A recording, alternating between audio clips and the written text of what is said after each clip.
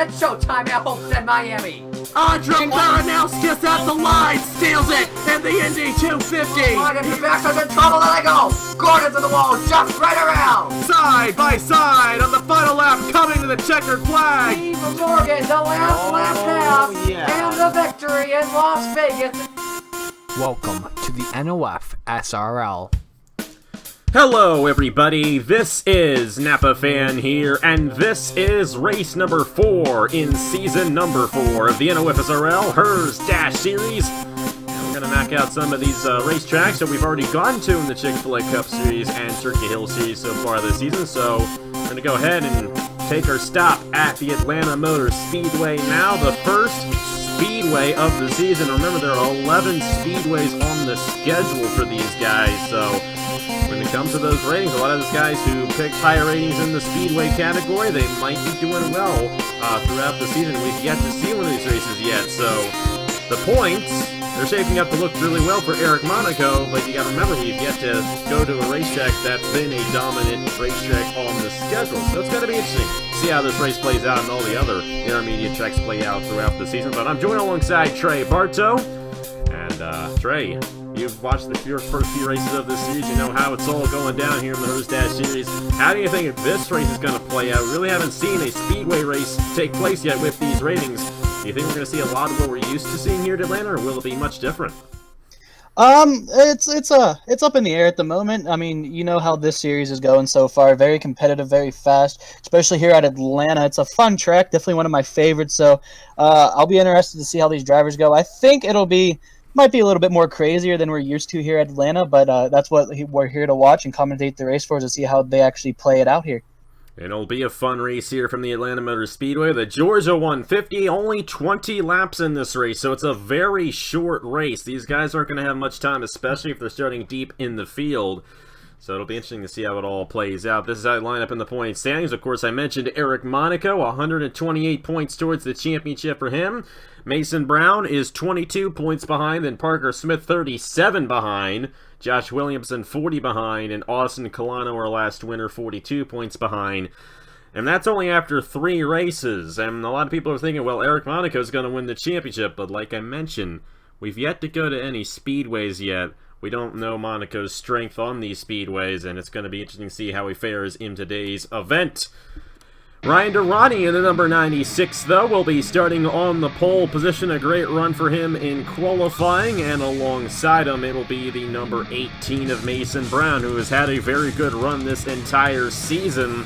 Second in the points, and he actually has an opportunity of taking the points lead at the end of the day. Row number 2, Matt Dallio in the number 40. You gotta watch out for this guy. He's starting alongside the number 33 of Andrew Miller. We got Silas Ord, has had a few strong runs as of late. He's alongside the 02 of Nathan Baird. And my apologies, I still haven't changed the name on Silas Ord's machine. I just keep on forgetting to do that. I'm sorry.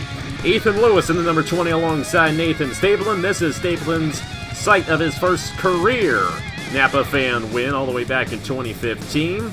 And then you got yourself Bradley Ream starting alongside the 87 of Nicolay Sykes. Bradley Ream was in the booth with us last week for the Armory Digital Turkey Hill Series race. Now he's in the car and looking for his first career Napa Fan win. Gonna go ahead, roll through the field, make sure everyone's rolling off. Trey, who do you think is going to be in victory lane here in the Georgia 150? Oh man, you know, it's hard to tell, but I'm going to have to go with my man Matt Dallio here, starting in 3rd place on that bottom row. I can see him making his way up there with the iRacing on the back of it. He's going to get the dub here today. He's the winningest driver in this series. Will he get another dub here on Napa Fan today? We're just going to have to see. It's only 20 laps, and the green flag is out at Hotlanta.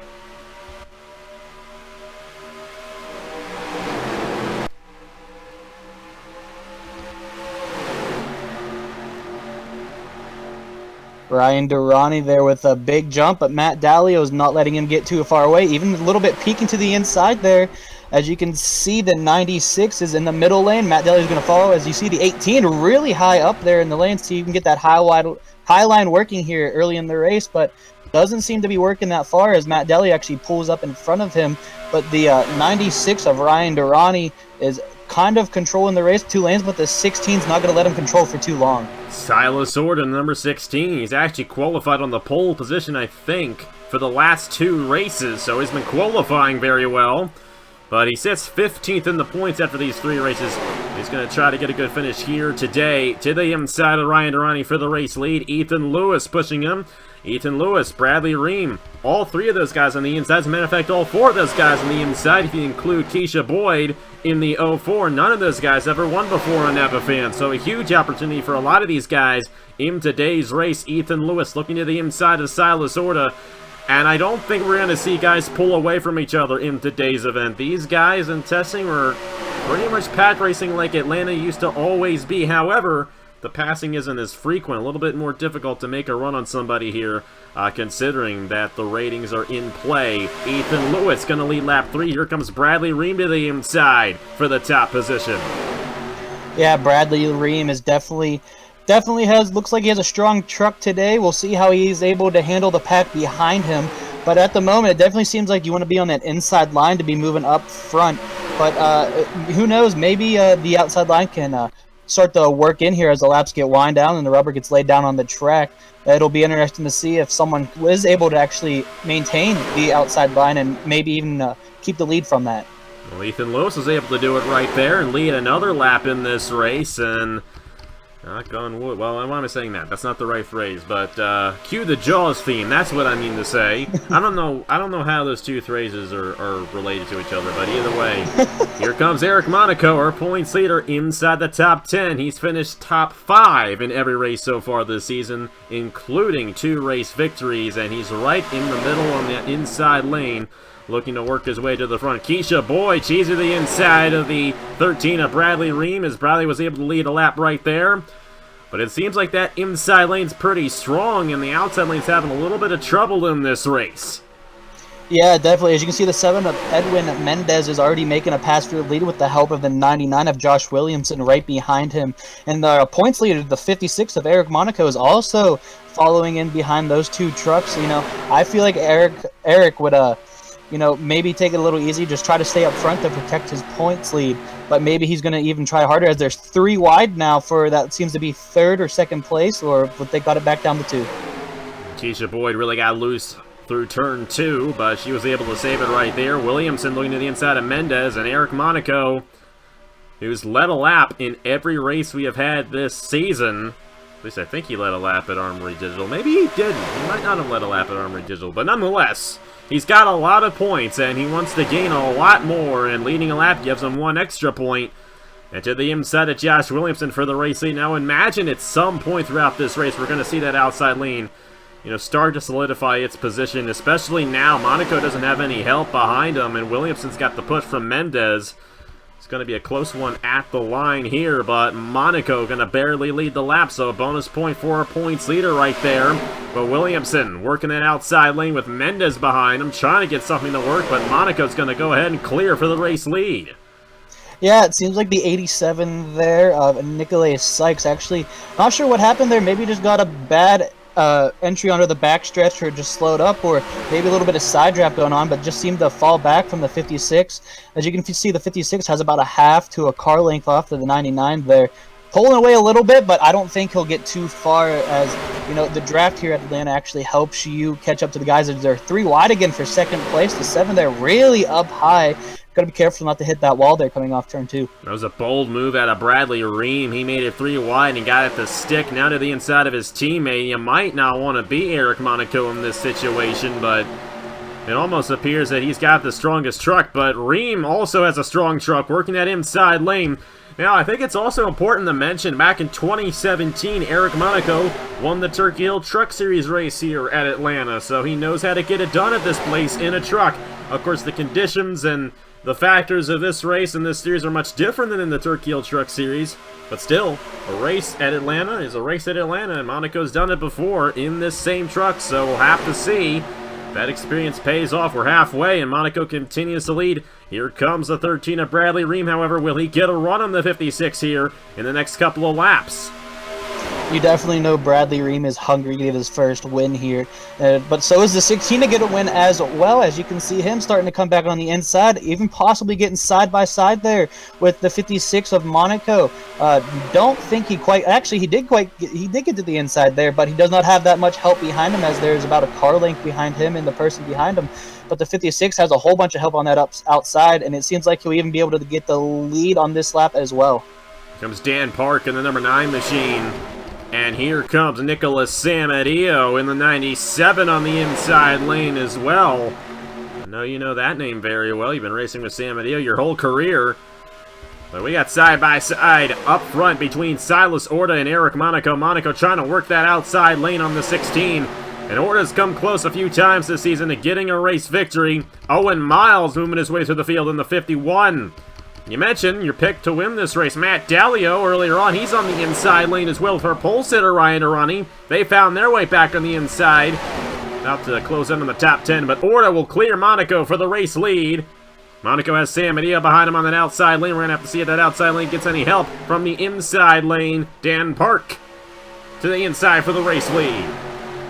Dan Park is going to try to challenge the 16 of Silas Orta there. It'll be interesting to see if he's able to get out front and maybe show these leaders that he can control this race a little bit, as the 56 did a couple laps ago. But as you can see, the 56 got up high, and once you get up in that high lane and you get stuck up there with a car or a truck below you, actually, you just start to fall back. It's almost like most super speedways.